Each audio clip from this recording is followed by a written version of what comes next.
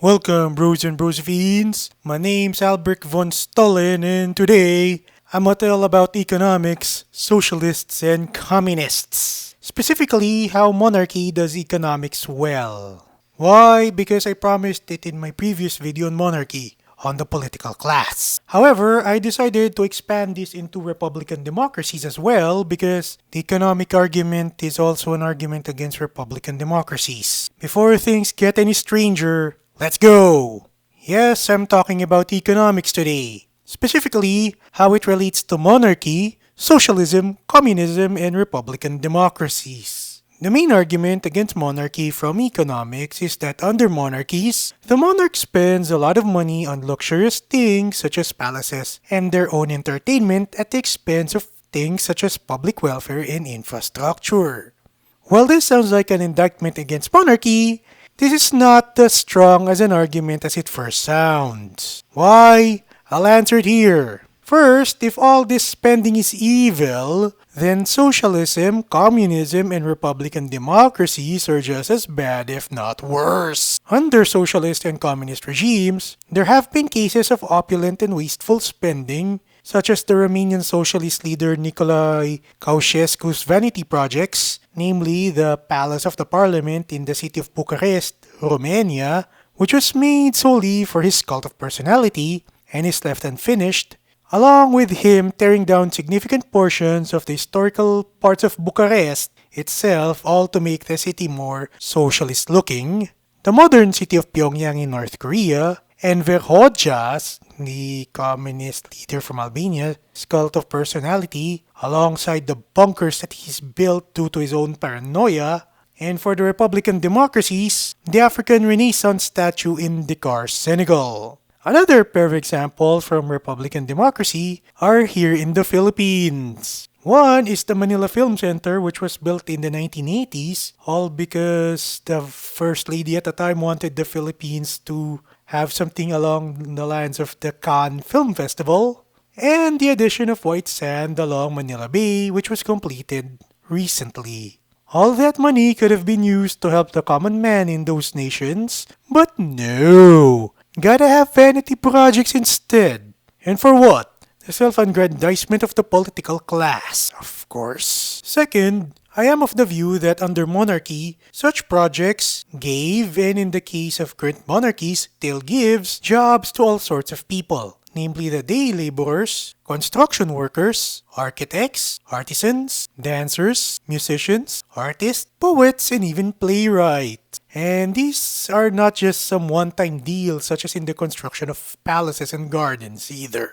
Rather, this is also more applicable to more long-lasting projects. For example, there's the Board of Ceremonies in Japan, which does hire musicians to play both gagaku, which is the ancient court music of the Imperial Japanese court, along with traditional Shinto music and Western music. The Board of Ceremonies has been around in one form or another since the year 703 AD. Another example is in Austria. The Schönbrunn Palace in Vienna went from a simple mansion which Emperor Maximilian II of the Holy Roman Empire had bought in 1569 to the palace that we see today. All of the buildings and gardens in the Schönbrunn Palace were added in gradually over centuries until the deposal of the Habsburgs in 1918 under the Treaty of Saint-Germain-en-Laye and Karl Renner passing the infamous Habsburg Law, which had made Austria into a republic. The difference is this. Under monarchy, culture is given significant financial investments, not just for personal gain, but also for the promotion of artistic achievements in a monarch's realm. This is seen in architectural wonders, such as the Forbidden City in Beijing and the aforementioned Schönbrunn Palace in Vienna. The great works of music, such as the works of Ludwig von Beethoven and the Strauss family, are various art treasures in various dance traditions. Under socialism, communism, and republican democracy, however, this is done just for electoral gains under republican democracy or ideological one-upmanship under socialism and communism. Ceausescu demolishing the historical center of Bucharest for the construction of socialist monuments and apartment blocks made the city of Bucharest look ugly and diverted important funds from improving the country's economy to his vanity projects. This was one reason why he was deposed in 1989.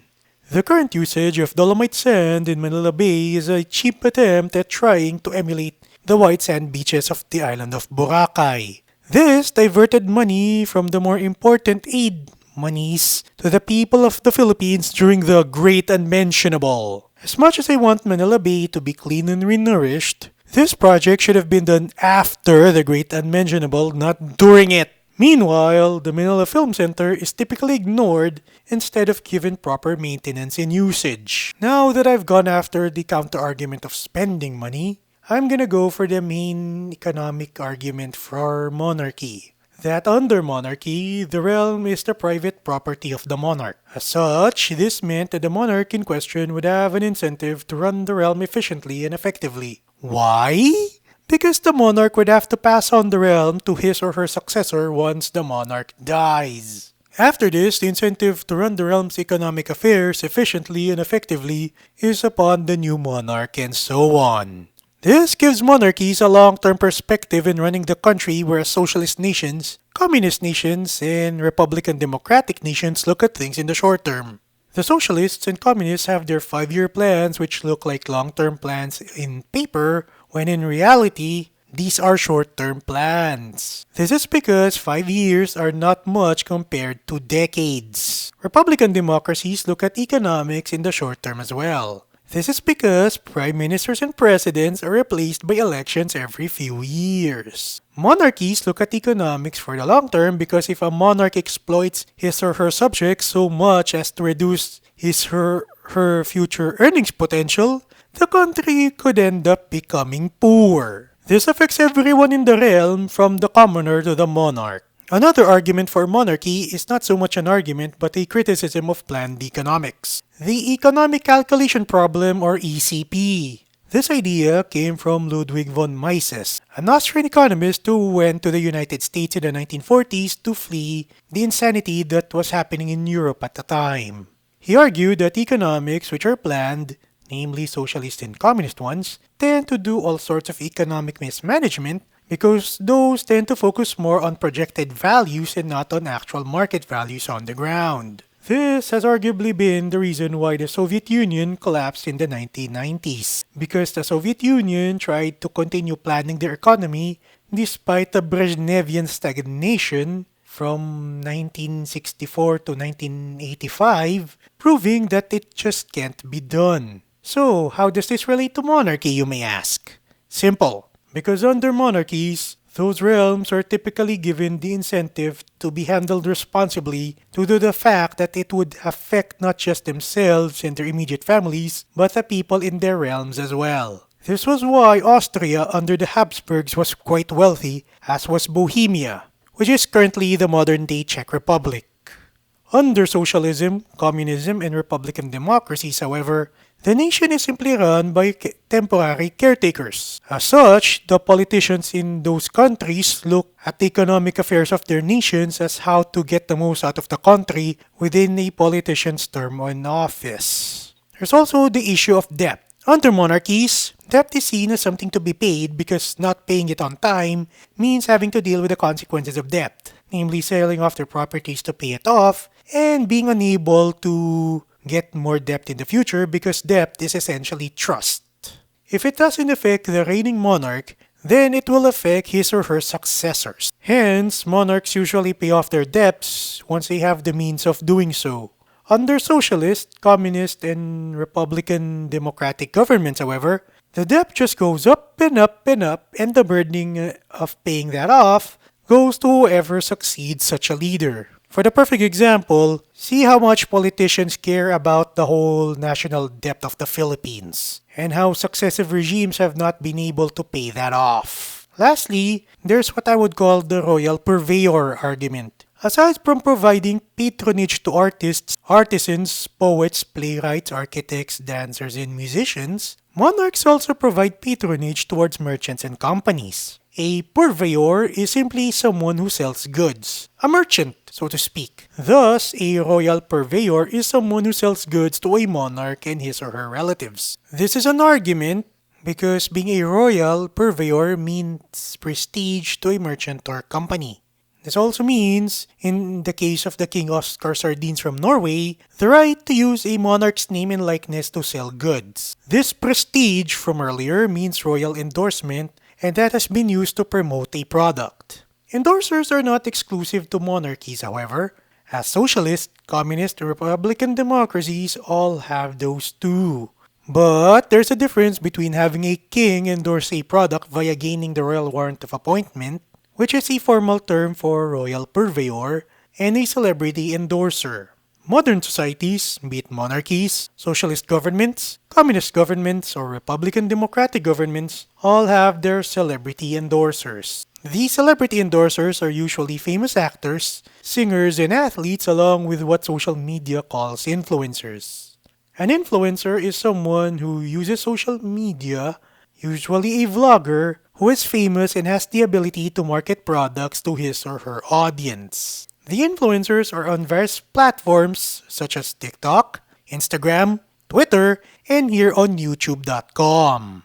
In socialist and communist governments, influencers have been used to promote their own nation. In republican democracies, influencers have been used to try elect politicians into power alongside their usual endorsements of various products. This has been the case here in the Philippines since the 2016 presidential election. Under monarchies, the influencers just endorse products. Celebrity endorsers and influencers differ from monarchs in another respect. Celebrity endorsers and influencers all rise and fall in terms of fame over time. This is why companies always look for new endorsers to help them sell their products. On the other hand, monarchs don't just have their own fame, or lack thereof, for endorsement because companies, which have the royal warrant of appointment, also have the very institution of monarchy on their side in terms of endorsing a product. This ties into my last point, that being a royal purveyor means upholding very high standards for wares. After all, these would not want to disappoint the reigning monarch because that would mean losing the royal warrant of appointment. For example, we have Kikkoman. This brand of soy sauce had become a byword for soy sauce in the United States. In Kikkoman's homeland of Japan, this brand of soy sauce is the soy sauce of emperors for decades, even today. This is because Kikkoman has been able to maintain its high quality for soy sauce. In the next video, I'll talk about what I think is the ideal monarchist system for the Philippines. Please like, share, and subscribe.